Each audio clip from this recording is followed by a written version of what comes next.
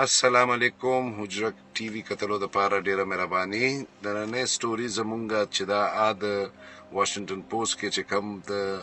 انډیا وزیر اعظم نریندر مودي په حواله سره چاپ شوی دا هغه دا چې کله نریندر مودي وایټ هاوس ته را روانو نو هغه ټیم یو د انډیا انټيليجنس را افسر چې کوم دی په بل کار کې لګیا و دا غي کار دا چې د امریکای کې یو تنو چې سوکسیکو او دا هغه به د نریندر مودي باندې ډېر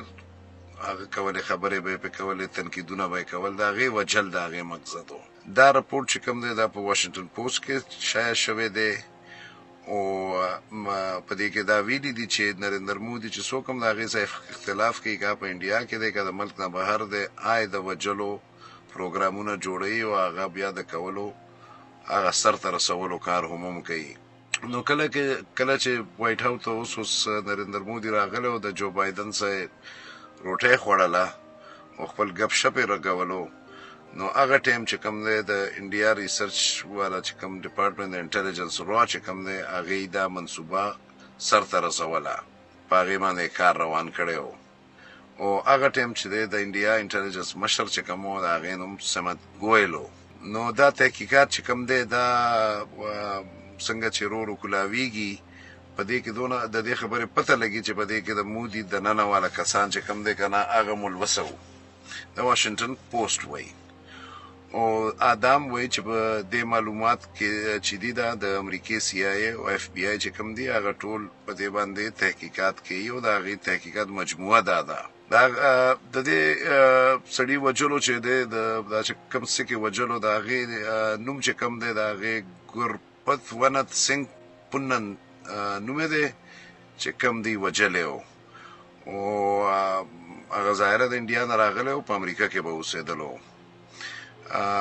او د هغې شاته جاسوسان لګېدلي چې چرته ځینو چې بیا وجلی په آرام شي په دې کې زیاته خطرناکه خبره دا ده چې دا خو مطلب دا شو چې یو ملک بیا د بل ملک چې کوم دی د هغې د بانډرۍ هغه به نه کوي لحاظ به نه کوي او بس سبا بل ملک ته به کسان استېل ته چې څوک نه وي خوښ بس هغه به ځای ته رسوي او هغه د غم به نه کوي بس بیا به خلک واپس خپل ملک ته راځي په دې راپورټ کې دا هم ویلي دي چې کوم د قومي سلامتۍ د نریندر مودي چې کوم وزیر دی اجد ډول دی که اجد ډول دی هغې ته د ټولې پوره کیسې معلومات وو هغې ته پته وه چې دا پروګرام روان دی په دې رپورټ کې واشنګټن پوسټ کې دا هم ویلي دي چې لا پوره ثبوتونه چونکې نه دي میلاو شوی خو په دې خبره باندې ښه ټیک ټاک تشویش دی او په دې باندې دا هم دې سوچ کوي چې یاره د انډیا نه چې کوم څنګه انډیا جوړیږي د نریندر مودي لاندې دا انډیا یا د ملک دپاره او د دنیا دپاره ښه ده که نه ده ښه چې چېرته یو ملک چې دی هغه بل ملک ته لاړ شي او هلته چې دی د خپل ملک پالیسیانو سره یا سیاسي خلکو سره اختلاف کوي نو هلته به هغې بس ووجني دا هم یو ډېره غټه مین خبره دا ده په دې کې سیاسي پارټیانې دي ظاهره ده په هر ملک کې چې څوک مشران وزیر اعظمان جوړېږي د هغې خپل سیاسي پارټیانې نو خو بیا خپل سیاسي مقصد د به هم د هغه کیسه چې دی که نه دا طریقه به استعمالولی شي نو دا صرف د یو تن د مرګ کیسه نه ده چې دا یو سي کې وجلی د دې نه لکه ډېرې خبرې نورې هم راوځي چې لکه دا به په مستقبل کې به بیا دا مونږ څنګه هینډل کوو دا شی نور ملکونه چې څنګه دي کاناډا شولو هغې ما لري د دې هغه کړی دی اظهار چې یاره دا انډیا والا دا رنګې کارونه کړي دي زمونږ سړی وجلی دی نو هلته هم دا کیسې راوچته چې نور ملکونه هم په دې خبرو باندې سوچ کوي چې لکه دا څه روان دي او دا انډیا څنګه یو نوی قسم پالیسي چې کومه دا روانه کړې ده په آخر کې دا ده چې دا تحقیقات چې کم دي دا خو یو خطرناک شکل خو ښیي که نه چې په دنیا کې څه روان دي او هندوستان چې کم دی او هندوستان بیا نریندر مودي لاندې چې کم دی په کم قسم کاروایو باندې او په کم شیانو باندې او څنګه لاندې